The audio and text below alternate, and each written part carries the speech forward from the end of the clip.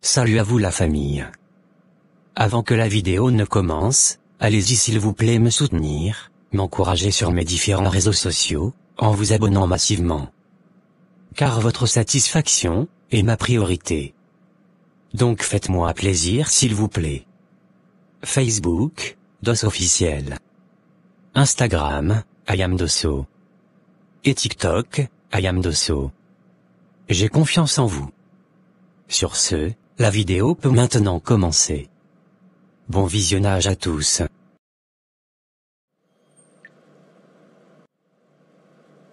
Gaston me fixa avec toute la haine du monde. Je jetai le panier d'argent au sol, avant de prendre la porte. Je n'imaginais vraiment pas que mon meilleur ami pouvait me faire ce genre de choses. Il me suivit en courant, et m'attrapa par le bras. J'étais tellement énervé que je le poussai fortement. Mais mon ami, qu'est-ce que tu me fais là comme ça? Gaston, tu oses encore m'appeler ton ami. Mais tu es malade, frère. Où est-ce que tu m'as amené comme ça? Tu pouvais tout me faire, Gaston, mais pas ça. C'est quoi cet endroit? Mais qu'est-ce que j'ai fait, Hyacinthe? Tu penses que la vie est tout rose? Tu as exactement 3 jours pour te décider avant la prochaine séance de la tontine. Tu es excusé pour le moment. Mais, ressaisis-toi. Ta mère est vieille, et elle a déjà fait sa vie, Hyacinthe. Tu vas juste l'aider.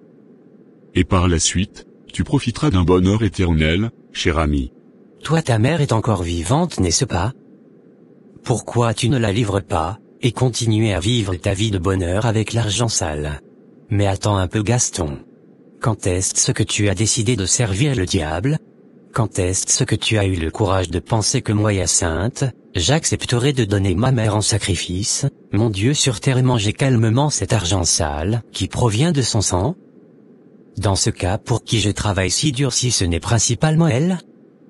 Tu connais très bien depuis le collège, la complicité que j'ai avec ma mère.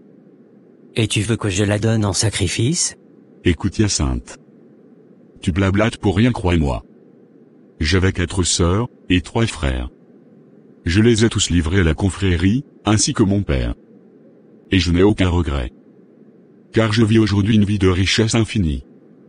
Même ma propre femme qui portait une grossesse n'a pas été épargnée. Ma mère et mes dernières petites sœurs sont encore vivantes, parce que le cercle rejette leur sang. Apparemment ça serait amer. Donc c'est le sang de ma mère, qui est sucré, n'est-ce pas? Tu es le diable en personne, Gaston. Tu parles sans même regretter tes actes. Qui es-tu devenu? Tu veux passer ta vie entière à conduire un taxi dans toute la capitale? Bref. Je viendrai te voir demain pour qu'on en parle calmement. Si tu t'approches encore de moi, tu auras de mes nouvelles. Tu n'as vraiment pas le choix que de coopérer, cher ami. Car tu fais déjà partie des tontinards du monde. Et tu as signé le pacte en entrant dans le cercle. Je te donne 2 jours pour te décider. Et pense aux 20 millions qu'on te donnera. Tu pourras voyager partout à travers le monde entier. Il faut avoir de l'ambition, mon ami. De l'ambition, tu dis. Mais à quel prix, Gaston? Au prix du sang? Mieux je reste tel que je suis. Si tu ne coopères pas, le 3e jour, c'est toi qui malheureusement mourras. Il n'y a pas de demi-mesure. Je vais mourir, c'est ça?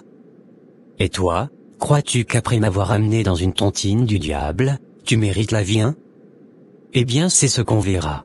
Eh ben si tu ne coopères pas, et refuses la richesse, tu épouseras la mort, crois-moi. Je quittai cet endroit avec toute la rage du monde.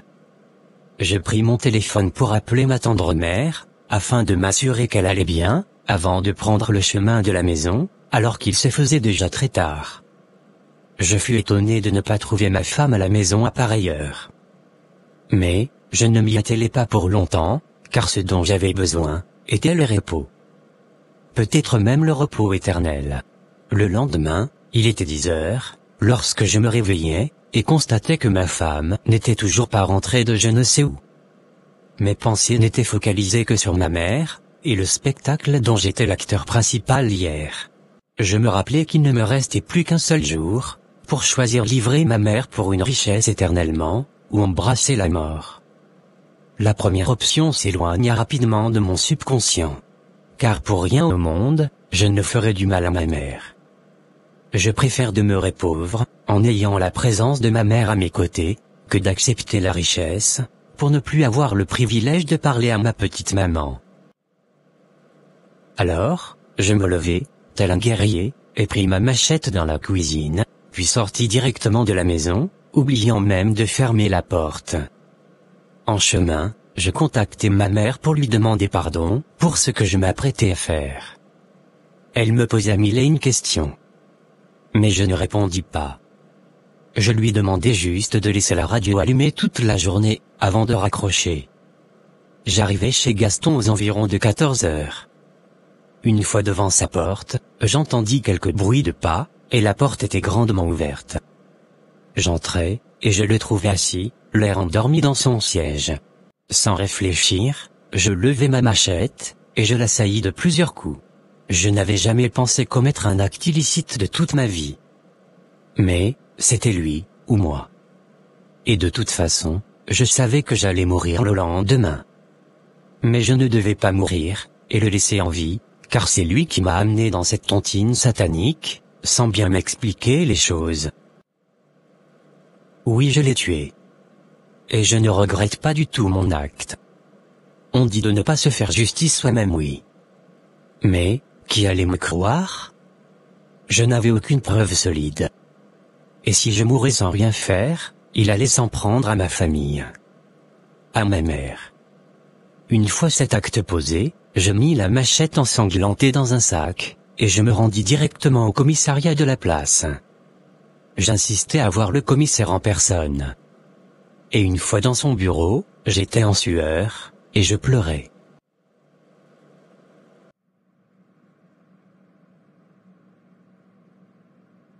Vous avez insisté à me voir, monsieur.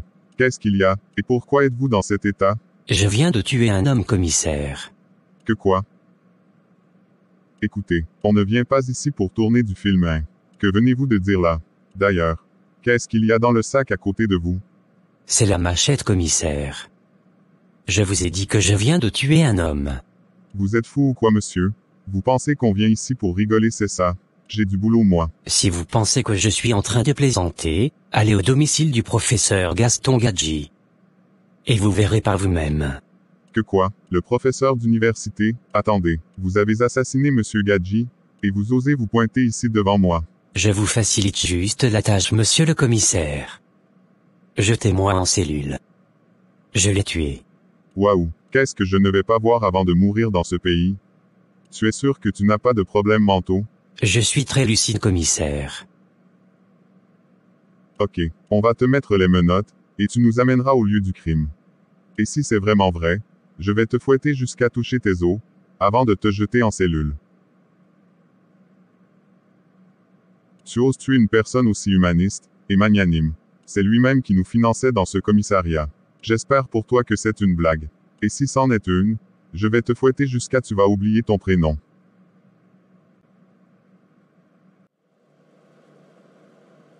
Ils ne tardèrent pas à me menotter. Et voilà. Tu sais tout maintenant. Depuis que je suis rentré dans cette prison, ma femme m'a rendu visite qu'une seule fois. 6 mois après mon arrestation, le gardien m'annonça un jour une visite. Et dans cette même salle de visite, elle s'y trouvait. Elle avait complètement changé. Elle était devenue plus belle, et plus imposante. On aurait dit qu'elle côtoyait le monde riche. Bonjour Hyacinthe. Tu t'es enfin décidé à venir voir le meurtrier tant convoité du pays? Arrête-moi ton sarcasme, tu veux? Tu pensais que j'allais venir ici en prison couler des larmes, après la honte que tu nous as mis sur le corps? Non, mais qu'est-ce qui n'a pas marché, Hyacinthe? Tu l'as sauvagement tué là. Ton meilleur ami. Même après 6 mois, tout le monde continue d'en parler. Et je mets ma honte où? Et mon Dieu. Qu'est-ce que tu es venu faire ici exactement? Car je n'ai pas le temps pour écouter ces paroles. Je suis venu pour que tu me dises que ce n'est pas toi qui as tué cet homme. Et que tu protèges quelqu'un. S'il te plaît. Je suis devenu la honte de ma famille à cause de toi, Hyacinthe. C'est moi. L'histoire a été narrée comme tu l'as entendu. J'ai tué Gaston. Et je ne regrette aucunement. Quoi?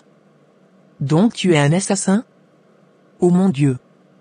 Avec qui je dormais comme ça? Hyacinthe, tu n'as pas pitié de ta pauvre maman? Laisse ma mère en dehors de tout ça, Julia. Tu ne l'as jamais aimée. Alors, arrête ce cinéma gratuit. Je suis vraiment déçu de toi, Hyacinthe. Et je ne compte plus revenir dans cet endroit répugnant. Je te le promets. Je vois que tu te sens plutôt bien dans ta chair. Où as-tu de l'argent pour être aussi raffiné? Tu n'as jamais su réveiller la beauté qui sommeillait en moi. Et tu penses que quelqu'un d'autre n'allait pas le faire? Donc tu es venu jusqu'ici pour me narguer, n'est-ce pas? Il faut évidemment que je refasse ma vie. Car tu resteras croupi dans cette prison. Et j'ai besoin de tourner la page. Ok. Le champ est maintenant libre. Déjà que tu avais pris l'habitude de découcher. Et pourquoi devrais-je rester à la maison? Signer un simple papier pour qu'on te donne 20 millions, et... Attends. Que viens-tu te dire? Comment tu sais ça, Julia?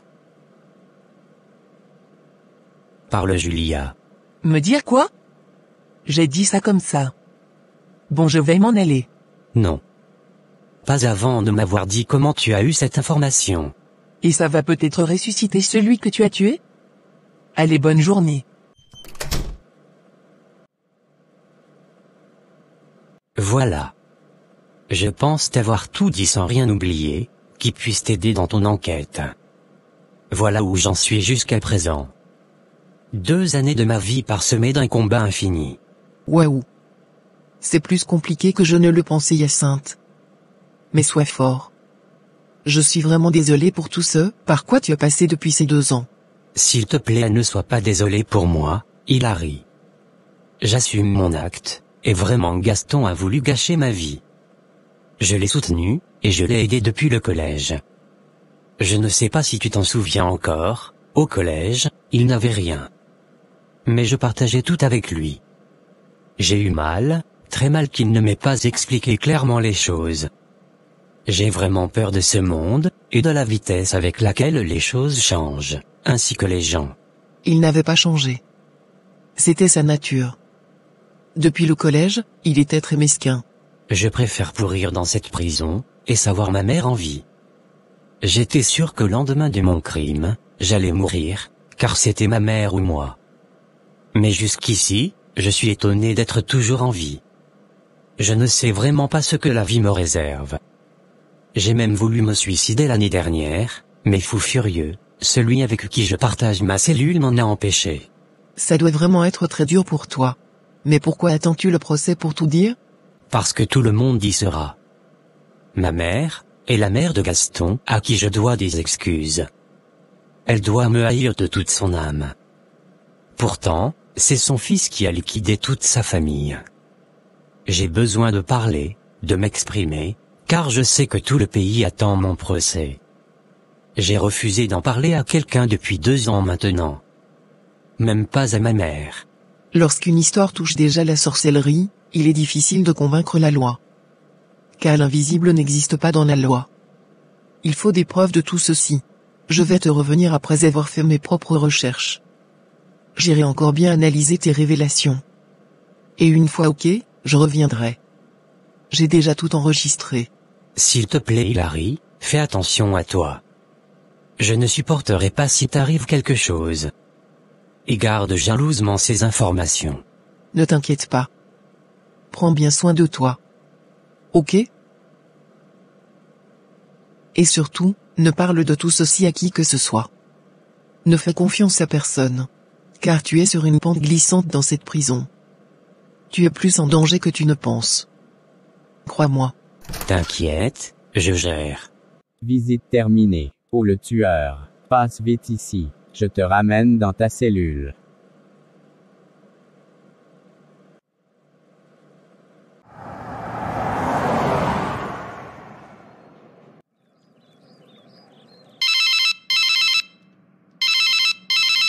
Oui, allô?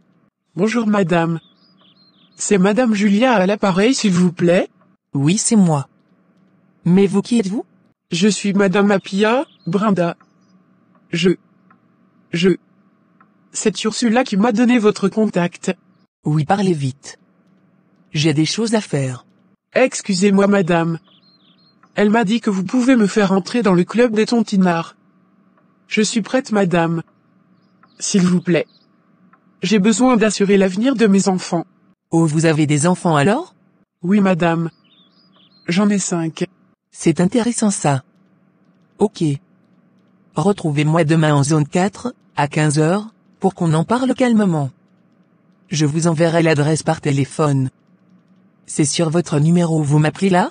Oui madame, c'est mon numéro. Je serai sans faute au lieu du rendez-vous. Vous êtes trop gentille madame. Merci. Ok. À demain.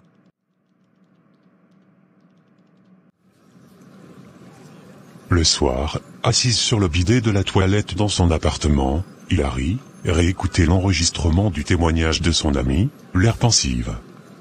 Elle cherchait des failles dans l'histoire. Et sans trop y penser, elle appela Harry, son frère jumeau, qui ne tarda pas à décrocher. Bonsoir Sista. Tu vas bien? Bonsoir Harry. Oui, ça peut aller. Et chez toi? Ne t'inquiète pas pour moi. Je vais bien. Maman m'a dit que tu es actuellement en Côte d'Ivoire pour un long moment. J'espère que tu n'es pas allé pour l'affaire de Hyacinthe. Si. Je t'en avais parlé, et tu m'as fait la fine bouche. Alors, j'ai décidé d'avancer sans ton aide. Hilary. Laisse tomber cette affaire s'il te plaît. C'est très sale, et je ne veux pas que tu t'en mêles. Je t'appelle justement pour que tu me parles de cette affaire Harry. Je sais que tu me caches des choses. D'ailleurs, où es-tu? Il faut qu'on se voie. Je suis actuellement en Tunisie pour un contrat. Je rentrerai certainement dans 3 semaines. Et on se verra. Harry. Je m'inquiète beaucoup pour toi. Depuis maintenant 2 ans, je te sens trop introverti. Je sais que la mort de ta fiancée a enlevé un truc en toi. Mais sincèrement, je veux que tu redeviennes comme avant. Daniela a été tuée avec mon enfant dans le ventre. Alors j'essaie de me remettre peu à peu. Mais il fallait que je guérisse de mes émotions, avant de faire mon grand retour. Mais elle est morte en donnant naissance, n'est-ce pas? Alors pourquoi dis-tu qu'elle a été tuée, Harry? Tu es avocate Hilary. Et, dès que mes preuves seront rassemblées, je te donnerai tout. Tu m'as toi-même dit que la loi, ce sont les preuves. Pas vrai? Ben je les rassemblerai. Mais crois-moi, elles sont très sales. Et tu seras surprise de voir les protagonistes de cette sale affaire. C'est même la raison pour laquelle, je n'aimerais plus que tu traites l'affaire Hyacinthe, jusqu'à ce que je te fournisse les autres preuves. Car il risque de te faire du mal, et j'aurais tout perdu. Même ma sœur jumelle. Mais pourquoi tu aimes parler en parabole, Harry? Je n'ai peur de personne. Alors dis-moi maintenant qui ils sont, et qu'on en finisse. Hilary. Je ne veux pas te mettre en danger. Et aussi au téléphone, je ne pourrai rien te dire, crois-moi. Il faudra juste demander à Hyacinthe, de beaucoup se méfier de sa femme. Oui. Elle n'est pas du tout claire, cette Julia. Mais j'ai pu lire dans les yeux de Hyacinthe qu'il l'aimait toujours. Julia était la meilleure amie de Daniela, n'est-ce pas? Non. Sa cousine. Ah bon? J'ignorais vraiment ça. Mais bref. Avant de venir au pays, j'ai retiré les affaires de Géraud, dans mon appartement de Toulouse, pour les mettre à la poubelle. Et en le faisant, j'ai vu une liste bizarre avec des noms. Et le tien est figuré. Puis dans mes enquêtes, Hyacinthe m'a parlé de la réunion des Tontinards dans laquelle Gaston voulait sacrifier sa mère pour une richesse infinie. Je n'ai pas montré ma crainte face à Hyacinthe, pour éviter de lui faire peu. Mais, j'essaie de comprendre. Et avec mon sens élevé pour les enquêtes, Géraud, mon ex-mari, est mêlé jusqu'au cou dans cette affaire de tontine. Et je sais que tu t'es inscrit dans cette tontine. Car Géraud et toi avez toujours été très proches. Je voulais juste te dire de sortir en vitesse de cette tontine, car, le fil conducteur de tous ces problèmes, c'est cette tontine. Je n'ai pas encore les preuves qu'il faut, mais je pense que cette tontine est la même que celle que Gaston et Hyacinthe fréquentaient. Écoute-moi, Sista. Avant de te rendre de nouveau à la prison, attends mon retour. On parlera de tout ça avant, s'il te plaît. Je t'expliquerai plusieurs choses, et tu sauras comment utiliser ces informations. Ok. Mais prends bien soin de toi, s'il te plaît, Harry. Je t'aime et tu me manques. Merci ma petite sœur chérie. Toi aussi prends soin de toi. Ok? Mais ne pose aucune action pour le moment. Et garde tes informations top secrètes.